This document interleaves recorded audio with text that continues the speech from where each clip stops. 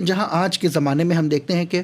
اب دو چیزیں ہیں. دیکھیے آج فضائل کو بیان کرنے کے دو ذریعے ہیں آج جو بیان ہو رہا ہے, یا نثر ہے یا نظم ہے. اب نظم میں ہم آئیں تو وہ جو منقبت بیان کی جاتی ہے, منقبت پڑھی جاتی ہے ائمہ کے سلسلے میں, یا نوحے وغیرہ ہیں ایسے. یا اگر ہم نثر میں آ جاتے ہیں جہاں مجالس میں جو فضائل بیان کیے جاتے ہیں, تو دونوں ہی جگہ ہمیں کچھ نہ کچھ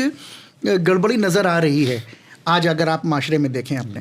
تو اگر ہم شعر و شاعری میں آئے کہ جہاں منقبت بیان کی جا رہی, بعض تو منقبت وہ ہوتی ہے کہ جہاں ٹھیک سے وہی فضائل بیان کی جاتے ہیں جو کتابوں میں موجود ہیں, لیکن بعض جگہ واقعاً ابھی بہت افسوس کی بات ہے کہ مثلا ایک جگہ نوحہ ہو رہا تھا, اس میں ایک مصرع مجھے یاد آ گیا کہ جہاں مصرع یہ تھا کہ اصغر کی شکل میں خدا مقتل میں آ گیا. اب آپ دیکھیے جسم کے قائل ہو گئے خدا کے, خدا کے جسم کے قائل ہو, خدا کے حلول کے قائل ہو گئے کہ جناب علی اصغر کی شکل میں خدا جو ہے وہ خدا جسم سے منزہ ہے, جو خدا جسم سے منزہ ہے, اس کے نہ جسم ہے, نہ ہاتھ ہے, نہ پیر ہے, وہ کسی چیز سے تشبیہ نہیں دی جا سکتی ہے, لیکن اس کے لیسا کمثلہ شیء. تو یہ اس طریقے سے بھی یعنی ہمارے درمیان ہمارے معاشرے میں, اور پھر بھی اس کے بعد بعض حضرات کہتے ہیں کہ نہیں, بس ہر انسان کے دل میں جو ہے کہیں نہ کہیں یہ بات ہے, یہ بات ہے, ہم نے دل سب کے ٹٹولے ہیں, ہمیں ہے معلوم سب نصیری ہیں مگر جرأت اظہار کہاں. اللہ اکبر, یہ ایسی بات نہیں ہے, نہیں بالکل نہیں, قطعاً ایسی بات نہیں ہے. مخالفت کے اہل بیت نے, جی مخالفت اہل بیت علیہ الصلوۃ والسلام اپنی عملی زندگی سے کر رہے ہیں, اپنی افکار کی زندگی سے, اپنے شاگردوں کے ذریعے سے, کہ اس طریقے کی فکروں کو اسلام میں نہیں لانا چاہیے. لیکن اس کے باوجود بھی وہ بعض افراد جو ہیں اس طریقے کی بیانات کو لے کر آتے ہیں. یا ایک جگہ پہ یہ تھا کہ کام میرا مولا کرتا ہے, نام خدا کا ہوتا ہے. اللہ اکبر, نام خدا کا ہوتا ہے, نام خدا کا, کہ خدا ہی اصل ہے, ہر چیز کی اصل خدا ہے, صحیح بات ہے, پروردگار عالمی ہر چیز کو انجام دینے والا ہے, وسیلہ اہل بیت علیہ الصلوۃ والسلام ہے ان کے ذریعے سے. لیکن اس طرح کی فکروں کو رکھنا ہے, بہرحال یہ عقائد جوانوں کے عقائد جوانوں کی فکروں کو خراب کرنے کے برابر ہے. تو ہم اگر اس کو آگے بڑھائیں تو جیسے کہ اب مجالس وغیرہ میں بھی اس طریقے کی باتیں ہمیں سننے کو ملتی ہیں. آپ دیکھیے کہ بعض جگہ تو یہ کہا جانے لگا ہے کہ ایک جگہ مجلس ہو رہی تھی, بہت ہی دلچسپ واقعہ ہے کہ انہوں نے یہ کہا کہ روز عاشورہ امام حسین علیہ الصلوۃ والسلام جو ہے وہ جنگ کر رہے ہیں, اور جنگ کرنے کی منزل میں امام نے شجاعت کے جوہر دکھائے.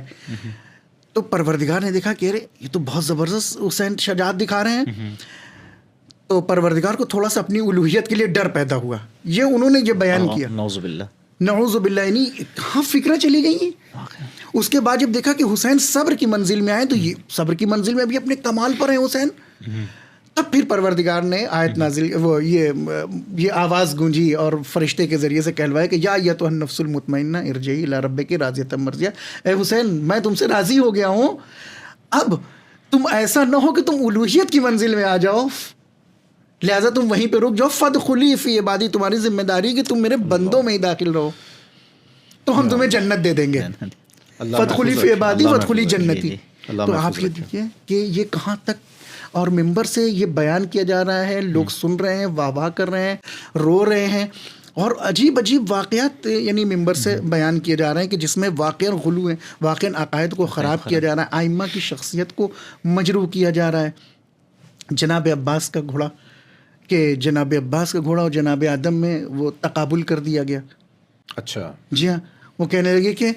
جناب آدم کو منع کیا گیا تھا, لیکن اس کے باوجود بھی وہ کھا لیا انہوں نے. اور جناب عباس کہہ رہے ہیں اپنے گھوڑے سے کہ پانی پی لو, وہ نہیں پی رہا ہے. تو اس کا مطلب ہو کہ یہ اپنے مولا کی بات مان رہا ہے, انہوں نے اپنے اللہ کی بات کو نہیں مانا, لہٰذا یہ گھوڑا اس طریقے کی جو ہے باتیں ہمارے یہاں ہمارے معاشرے میں. تو آج ہماری بہرحال کچھ ذمہ داری ہے کہ ہم اپنے ناظرین کے سامنے, اپنے ویورز کے سامنے ان ذمہ داریوں کو بیان کریں کہ اس غلو آمیز فکر کے لیے ہم کیا کریں تاکہ ہمارا معاشرہ اس طرح کی گندگی اور اس طرح کی فکروں سے پاک ہو جائے.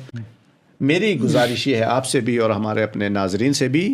کہ سب سے پہلی بات جس کے اوپر اسلام نے بھی بڑی تاکید کی ہے وہ یہ کہ ہم علم حاصل کریں، حاصل کریں، جانکاری حاصل کریں، سبحان اللہ، دینی معلومات حاصل کریں۔ بالکل، دینی معلومات جب تک ہمارے پاس نہیں ہوگی تو اس کا نتیجہ یہ ہوگا جیسے ابھی آپ نے فرمایا تھا کہ بعض ممبروں سے ایسی باتیں ہوں گی، بعض شاعروں کی طرف سے ایسی باتیں، وہ اسی وجہ سے ہوتی ہیں کہ ان کو دینی معلومات نہیں ہوتی ہے۔ دینی معلومات ہوتی نہیں ہے، شعر کا ہنر ہے ان کے پاس، خطابت کا ہنر ہے ان کے پاس، معلومات کچھ ہے نہیں تو اب کچھ نہ کچھ تو کہیں گے۔ جی ہاں جی، اس کا تو مطلب اب وہ ڈپلیکیٹ آئٹم سامنے آئیں گے، اب ظاہر ہے کہ اس کا غلط اثر اسلام پر پڑے گا، اسلام کے اوپر پڑے گا، اسلام کا چہرہ خراب ہوگا، تشیع کا مکتب وہ زد میں آ جائے گا،